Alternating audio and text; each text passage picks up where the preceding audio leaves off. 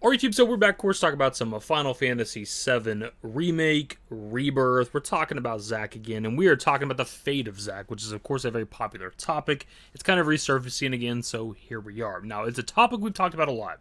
Whether or not Zack is or isn't alive, the alternate timeline shit, all that stuff. Now, I, of course, would not be coming to you guys again with this topic unless we had some new shit to talk about. Recently, we, of course, got the Rebirth reveal, the Remake Part 2 reveal. And probably the biggest talking point from that trailer, outside of maybe dialogue, is the White Feather. Obviously, we don't have anything definitive, but there's speculation on what the White Feather could be. Some people think it's symbolic for Aerith, which I think is kind of strange, because that just doesn't make a lot of sense. I don't know why a feather would be symbolic for Aerith. I understand the idea behind it, given that like Aerith and Sephiroth are kind of opposites of each other. Obviously, a black feather represents him a lot when it comes to the FF7 story, but a lot also in Remake. So White Feather being like the good guy version of Sephiroth, Aerith being the good guy version of Sephiroth, like that stuff makes sense somewhat. But again, we've never had any association with Aerith and like wings or feathers. That just doesn't make sense to me.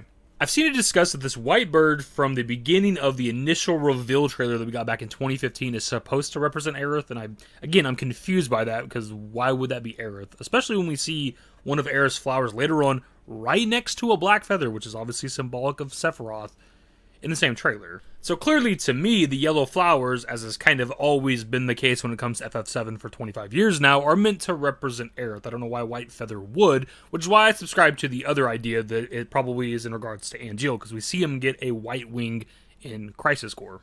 And as I mentioned in a recent video, as far as I'm aware, outside of, Angeal copies or clones within Crisis Core, he's the only person within FF7 entirely that I've ever seen that even has a white wing at all, which is why I think it makes the most sense. Now back to the topic at hand here, Zack's fate when it comes to the remake story. It's kind of a funny topic just because the community's been undecided on this since 2020. Now, all the way back then, we were doing videos talking about Zack potentially being dead. And back then at the time, the majority of the community was on the side of Zack being alive, like us changing destiny and fate, alternate timelines, all that other stuff. And it wasn't until episode intermission, a little more than a year later, where people were kind of like, well, maybe he's actually dead. And it's kind of just based on the fact that Zack explodes into the church, nobody acknowledges him, but also the white light that's behind him. And people were drawing parallels to the ending of Advent Children, whenever Cloud sees Zack and Aerith within the doorway of the exact same church, the Sector 5 church, bathed in that white light. And it's actually not even the first time that we see Zack within that white light in Advent Children. Prior to the ending, of course, Cloud has a conversation with Zack whenever he's fighting Sephiroth. So I can understand when people come to that conclusion, because what you're seeing is very reminiscent of Advent Children. Even if Zack is potentially alive with the remake story, it's at the very least a callback to Advent Children. It has to be. It's very intentional. And when it comes to the potential of Zack being dead, even with just like the base game remake ending, we're not going to go like a whole thing here, because that was like a 12-minute video I did almost 2 years ago. But sort of the TLDR on it is it's a mixture between Zack's death with the original FF7, but also Crisis Core. And with the original FF7, he doesn't die until he drags Cloud to the cliff overlooking Midgar, and then the last couple of Shinra troops are the ones that gun him down and officially kill him, right? And with Crisis Core, it's a very similar thing. Zack fights that gigantic army of Shinra troops, defeats them all, but it's those last couple that actually officially kill him. But in both instances, it's the cliff overlooking Midgar. But the thing is, Zack doesn't start dying or actually die until it starts to rain.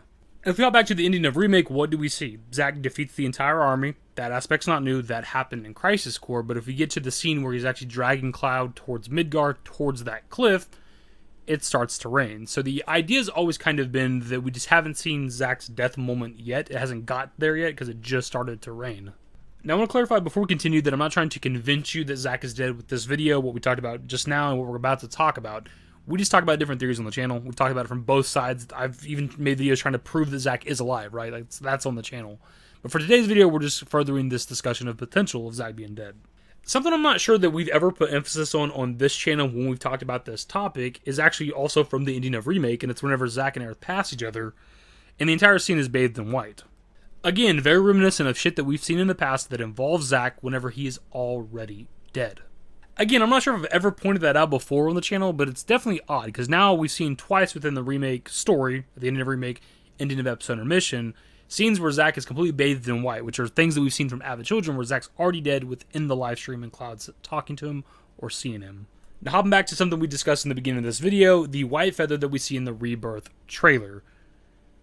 Now, to the best of my knowledge, again, we've only ever seen this when it comes to the character of Angeal. When it comes to Crisis Core, he has the white wing. But it turns out we've actually seen the white feather before, and also with the character of Zack. And it's actually Zack's death scene when it comes to Crisis Core. And I guess I just haven't watched this in a long time. I didn't connect the dots until somebody pointed out on Twitter recently.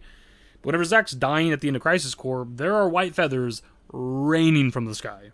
Now, it starts out at first with Angel flying down from, I guess, heaven or whatever you want to call this right here. But again, at one point, it is just showering Zack with white feathers. So now, after having watched the full Zack death scene, which I hadn't watched in quite some time, it's hard for me to look back at the Rebirth trailer, seeing the white feather, and not thinking that it has to involve Zack's death in some capacity, because that's the only other context we've ever had of Zack and white feathers. Now, one of the arguments I've seen for Zack being dead is that if he is dead, how can he have any sort of impact on the FF7 Remake story? And I think that's really ridiculous, because you'd have to have not a lot of knowledge for FF7 to think that he couldn't influence the world of the story from the livestream, because we've seen that multiple times. For one, the ending of goddamn FF7, where Aerith helps save the planet from within the livestream. But also with the character of Sephiroth, who is essentially eternally alive within the livestream. He can just kind of keep coming back as long as Cloud exists. We learned this with On the Way to a Smile, but also the fact that he comes back to life and having children. Now, you can certainly argue that Aerith and Sephiroth are very special characters, so it makes sense why they wouldn't join up with the livestream fully, and you wouldn't be wrong there. But we actually have examples within the lore of seemingly nobodies, people that aren't nearly as strong as, say, the character of Zack, that refuse to join up with the livestream. And in this particular case, we're talking about the character of Clay, which was Elmira's husband that we hear about but never see. But we learn with Traces to Pass that he dies, but he doesn't join up with the livestream. He actually travels the planet, travels all the way back to try to say goodbye to Elmira, and he travels the planet for what is roughly about 11 days. So and this is just some guy who just has a desire to say goodbye to his wife before he fully dies. And if he can do that, then I'm sure as hell believe Zack could as well. And if you actually read over this dialogue here, you learned that Clay couldn't interact with Elmira. Like, he was there, he was trying to talk to her, she couldn't hear him, she wasn't aware of his presence, which is very reminiscent of course, the ending of the episode Intermission, where Zack explodes through the door, and nobody seems to know that he's there. I'm back!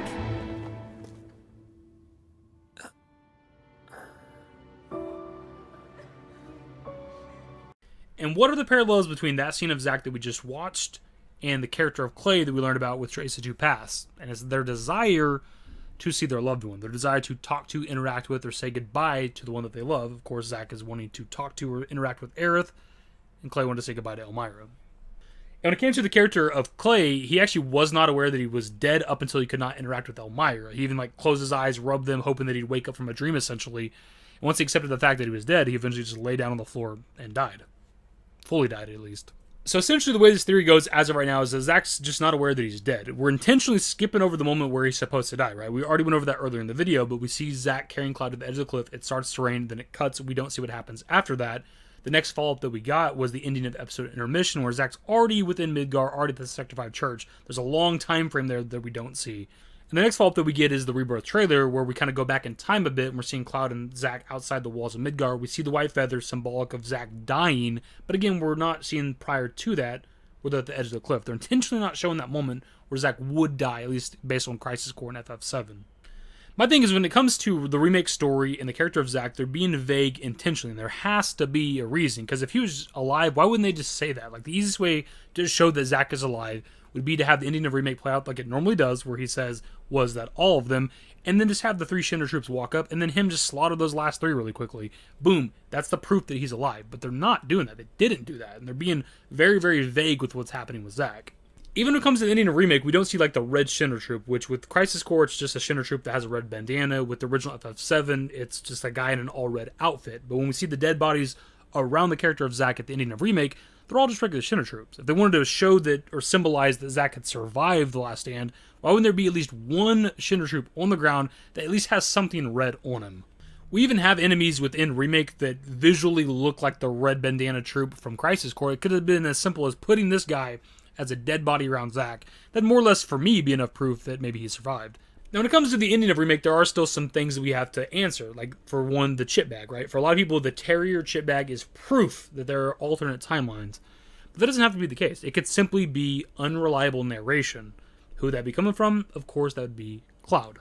The thing is, we know that Cloud is awake and conscious during Zack's last stand. Whenever Zack hides his body behind the rock and walks away to go fight the Shinra troops, Cloud reaches for him, so he's clearly awake and present. And then whenever Zack gets fatally wounded, of course, Cloud crawls over to his body, has the conversation with Zack, becomes his living legacy, and gets the Buster Sword. Now, this here is kind of a smaller theory, simply because this would be Cloud remembering Zack's last stand, which means he would be remembering the character of Zack. So this would be Cloud essentially recalling Zack's last stand at some point. So I don't know how much I subscribe to that. That's just something I've seen out there. Also, like the scene of like Zack carrying Cloud towards Midgar is also potentially in Cloud's head. But again, this would be Cloud remembering Zack, which at least as of right now with the remake story, he does not. Though we do know with the Japanese version of the Rebirth trailer that Cloud does actually remember Zack sometime within Rebirth, we just don't know exactly when. Another relatively simple explanation for the different stamp logo would be that it's an old logo. Zack and Cloud have been missing for 5 years, and it's possible that, Zack's dead, doesn't know that he's dead, and he would only remember that logo, right? He hasn't seen the new Beagle logo. They've been gone for 5 goddamn years. It also explains why when Zack walks into Aerith's church, it's a lot cleaner and nicer than it is actually in Remake, because that's how he remembers it.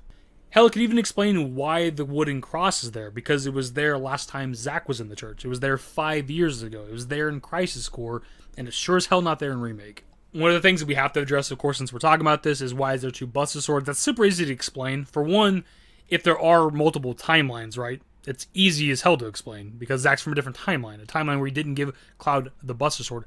That's why there's 2 of them. It's pretty simple to explain. Also, if maybe there's not 2 different timelines, but there's an altered timeline, an altered history to the current Remake timeline, where our group was inside the Singularity, so our group was unaffected by whatever changes outside of it. Zack survives, keeps the Buster Sword, but Cloud comes out of the Singularity and still has the Buster Sword. Super easy to explain. But in regards to what we're talking about here, why does the potentially dead Zack still have the Buster Sword? Well, we see this with Advent Children. Whenever Cloud talks to Zack within the live stream or whatever you want to call this, Zack has the Buster Sword. So people essentially, when they die, keep what they have on them. If Zack does not know that he's dead, with what we're seeing with Remake, he would still have the Buster Sword. And look, my dudes, I'll leave you with this final thought before we attempt to close out the video here. What have we seen since Zack, quote-unquote, survived his last stand? Him being a hero, right? Him dragging Cloud to Midgar. Him getting Cloud to safety. And what is the last thing that Zack says in Crisis Core? Would you say that I became a hero? And even in that final scene, that final shot of Crisis Core, what do we see? A single white feather.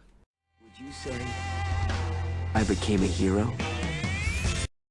Again, the point of this video isn't to try to convince you that Zack is dead, because I don't even know what I fully believe. I just like looking at the evidence that we have, the evidence presented to us. And for me, there's like almost overwhelming evidence to support Zack potentially being dead, because the easiest thing to do, the easiest thing to say, is that Zack is alive. It's the most surface level obvious thing, and is that what you really think they're doing with Remake? Do you really believe that this is a super surface level story? Because from the Remake that I personally played, I don't think it is.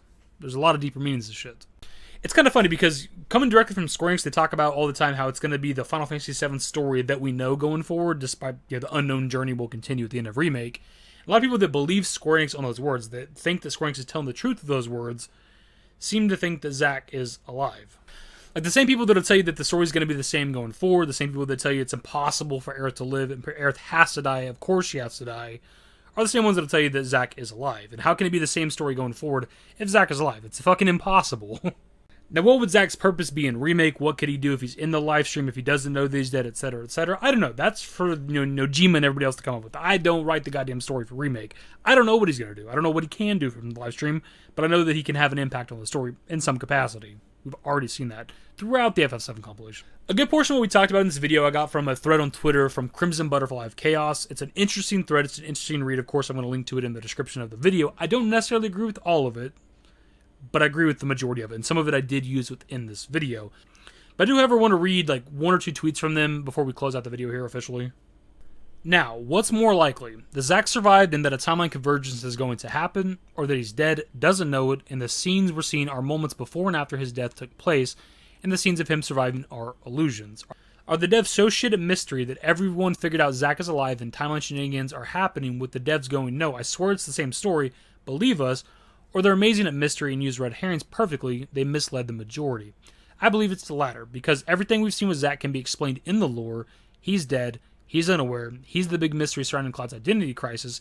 Cloud is an unreliable narrator who doesn't discover the whole truth until the live stream. Story climax. And in a lot of ways, I don't know if I could say it better myself, man, because I think Square Enix is better than what people give them credit for. Again, the easiest thing, the simplest thing, the surface level thing is that Zack is alive. Like, obviously, that's what it's being presented to us. But that doesn't mean that's what's actually happening. But ultimately, my dudes, those are just my thoughts on this topic based on some of the evidence that we have out there. I know we talk about this a lot. It's something we've been discussing for over 2 years at this point. But the Rebirth trailer gave us a new angle to look at. I think the white feather is very symbolic of something, whether that's just Angel guiding maybe alive Zack, maybe from beyond the grave, from within the live stream, Angel's trying to help the now revived Zack. That is, of course, a possibility. I'm not definitively telling you that Zack is dead, but for me personally, I just feel like there's so much evidence that leans towards Zack being dead and not knowing it. And really, when it comes to the FF7 story and compilation, the only time other than the Rebirth trailer that we've seen Zack and a single white feather, or just white feathers in general, is my guy dying or being dead already. But my dudes, that is going to be the video. I've been recording for a long ass time. My voice is starting to get a little raspy here. Pass off to you guys. I know we've talked about it a lot, my dudes. But given that the Rebirth trailer, again, gave us a new way to kind of look at the Zack shit that's going on in Remake, what are your thoughts now?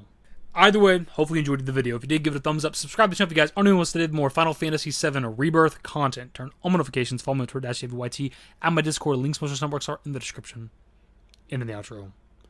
Later, guys. Would you say I became a hero? Used to care what people thought, but now I care more. And nobody out here's got it figured out. So therefore, I've lost all hope of a happy ending, depending on whether or not it's worth it. So insecure, no one's perfect. We spend it with no shame. We blow that like Coltrane. We in here like Rogaine, or leave it like Cobain.